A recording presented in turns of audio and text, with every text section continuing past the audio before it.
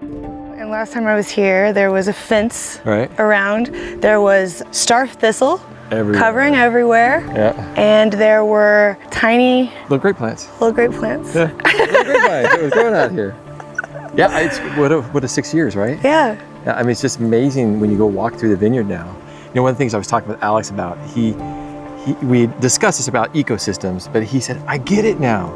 I see the ecosystem.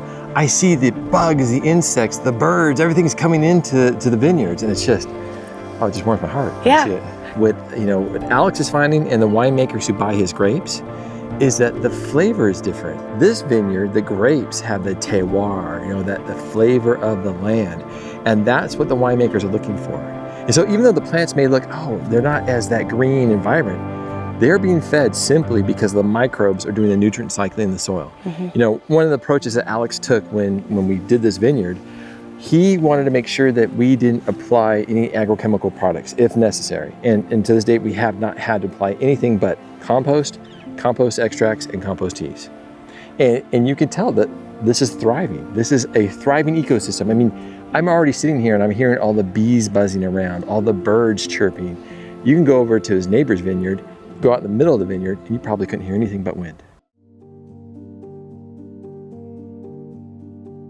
The fire was November of 2018. The house burned, 4 houses next door burned. The gully, which you'll see, burned all the way to the fence. As we inoculated, as we put compost down, covered with hay, added native seeds, and every year this ecosystem moves through its succession from bare soil back to this wonderful ecosystem. Once Casey and Keisha came down here to spray and inoculate, you could really see the difference. What's incredible about this canyon project is that in a very short amount of time, the soil has become guarded, and now it's its own ecosystem, and it's slowly going to start restoring itself.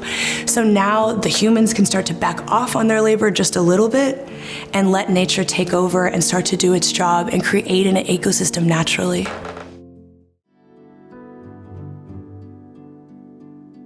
It's been almost 7 years now. And, it's been impressive for me to see it from when we first came here. The vines definitely seem like they have more vigor. I mean, granted, these are more established, vines that are here. Yeah. But the property is looking really good. Yeah, overall the nature of it and the ecosystem seems to balance out a lot better and just brought a lot more life to it overall.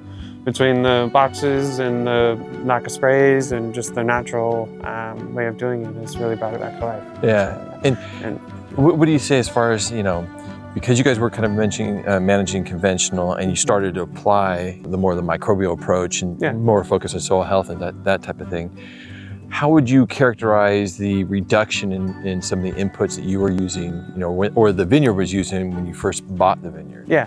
I know that when we first took it over, the recipes and the things that they were given were all conventional and heavy fertilizer use and different that. They had started to transition from using chemical fertilizers and everything before we took it over, and then the fire happened and we kind of just made it go all the way that way.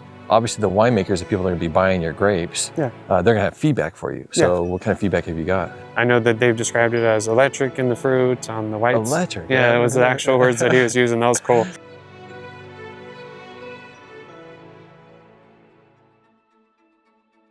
I purchased the property, I think about 6 months after the Woolsey fire. This whole area up here was all undeveloped.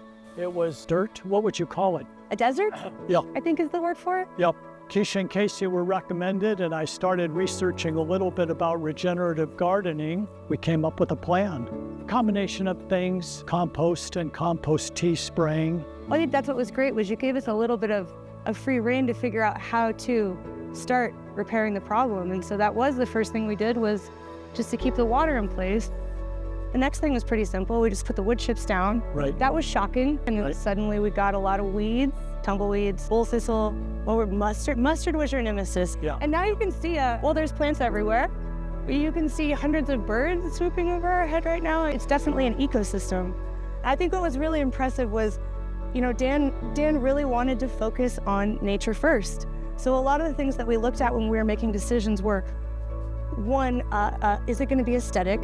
But two, is it going to be a habitat for a multitude of different animals? And when there's cameras all over this property, we see coyotes, we see bobcats, we see deer.